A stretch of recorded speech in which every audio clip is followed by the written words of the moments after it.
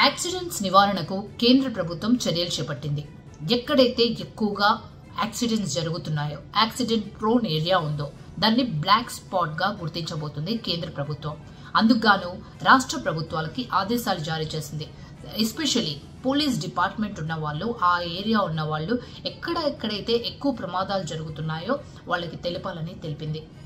930 black spots ఉన్నట్టు తెలంగాణలో ప్రాథమికంగా ఒక అంచనాకు వచ్చారు. 25,000 యాక్సిడెంట్ అయ్యాయి ఈ సంవత్సరంలో. అందులో 7,000 మంది ప్రాణాలు కోల్పోయారు. ఇలా ఆంధ్రప్రదేశ్లో కూడా ఈ సంఖ్య తక్కువగా ఏం లేదు. ప్రమాదాల్లో 7వ స్థానంలో ఆంధ్రప్రదేశ్ ఉంటే 8వ స్థానంలో తెలంగాణ ఉంది. కాబట్టి దీనివల్లైనా యాక్సిడెంట్స్ తగ్గుతాయి అని చెప్పేసి ప్రభుత్వాలు భావిస్తున్నాయి. నంబర్ 1, అక్కడ ప్రమాదాలు జరిగే ప్లేస్లో స్పీడ్ కంట్రోల్ చేయడం.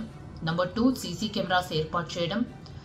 దీంతో పాటు అక్కడ సైన్ బోర్డ్స్ ని ఏర్పాటు చేయడం. ఇది యాక్సిడెంట్ ప్రోన్ ఏరియా అని చెప్పేసి. ఎందుకంటే రహదారులపై వెళ్లే వాళ్ళందరూ కూడా ఆ ఏరియా తెలిసిన వాళ్ళు ఉండాల్సిన అవసరం లేదు, తెలియని వాళ్ళు కూడా వెళ్తూ ఉంటారు. కాబట్టి అది డేంజర్, యాక్సిడెంట్ ప్రోన్ ఏరియా లాంటి బోర్డ్స్ కూడా చాలా ఉపయోగకరంగా ఉంటుంది.